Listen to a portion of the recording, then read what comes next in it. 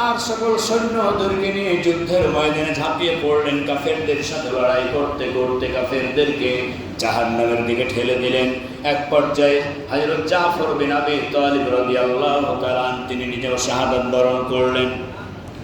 হযরত জাফরের ডান হাত কাটা, বাম হাত কাটা, ডান পা কাটা, বাম পা কাটা, হাত পা চতুর্দিকে ছড়িয়ে ছুটিয়ে পড়ে রয়েছে।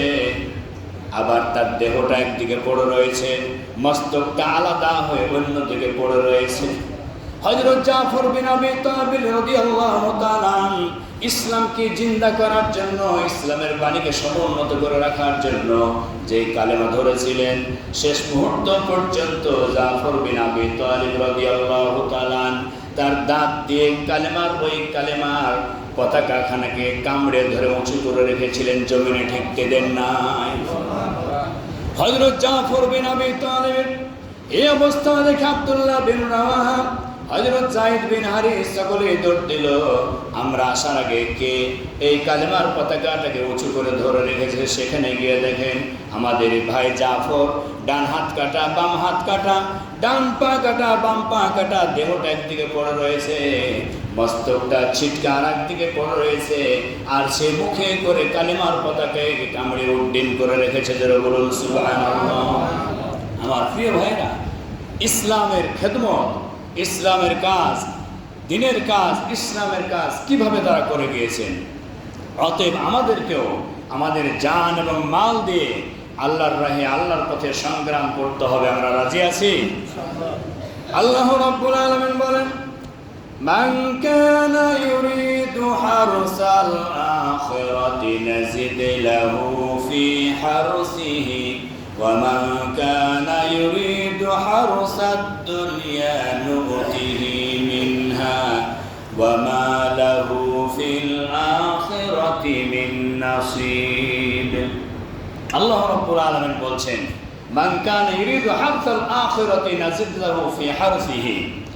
এই দুনিয়ার জীবন ক্ষণস্থায়ী। এই জীবনে যারা পরকালীন মুক্তির জন্য, পরকালীন জীবনের সুখে শান্তিতে আরামে আয়েশে কবরের বাড়িটাকে সুন্দর করে সাজানো গোছানো একটি জান্নাতি বাড়ি হিসাবে দেখতে চায়, তারা দুনিয়ার জীবনকে প্রাধান্য না দিয়ে আখিরাতের জীবনকে গুরুত্ব দেবে। ঠিক না ঠিক? দুনিয়ার জীবনের মূল্য তাদের কাছে কিচ্ছুই না। দুনিয়ার জীবন হচ্ছে তুচ্ছ, নগণ্য। দুনিয়ার জীবনটা হচ্ছে একেবারে নগণ্য। যেই দুনিয়ার জীবনের শুরু আছে, শেষও আছে, আখিরাতের জীবনের শুরু আছে, আখিরাতের জীবনের কোনো শেষ নেই। এই জন্য আল্লাহ তাআলা বলছেন, যারা আখিরাতের জীবনকে গুরুত্বপূর্ণ মনে করবে, তারা দুনিয়ার জীবনটাকে তুচ্ছ মনে করবে। তাদের টাকা পয়সা, ব্যাংক ব্যালেন্স, জায়গা জমি, বাড়ি গাড়ি যা কিছু থাকবে, আল্লাহর রাস্তায় তারা খরচ করতে বেশি পছন্দ মনে করে। যারা বলুন সুবহানাল্লাহ। সম্মানিত উপস্থিতি, এরপরে আল্লাহ রাব্বুল আলামিন বলছেন, তাদের ওই দানগুলিকে আমি আল্লাহ তাআলা লালন পালন করতে করতে, বড় করতে করতে বিশাল একটি নেকির পাহাড়ে পরিণত করে দেওয়া হবে। হাসরের মাঠে তাদেরকে যখন তাদের সেই প্রাপ্যটা বুঝিয়ে দেওয়া হবে, সেই দিন তারা বলবে, এত নেকি আমি কেমন কামাই করেছি, কোথায় কামাই করেছি। সম্মানিত উপস্থিতি, এই জন্য দুনিয়ায় যদি আমরা দান খয়রাত করতে পারি, এই দানটিকে আল্লাহ রাব্বুল আলামিন নার্সিং করতে করতে অনেক বড় একটি বিশাল নেকির পাহাড়ে পরিণত করে দিবেন।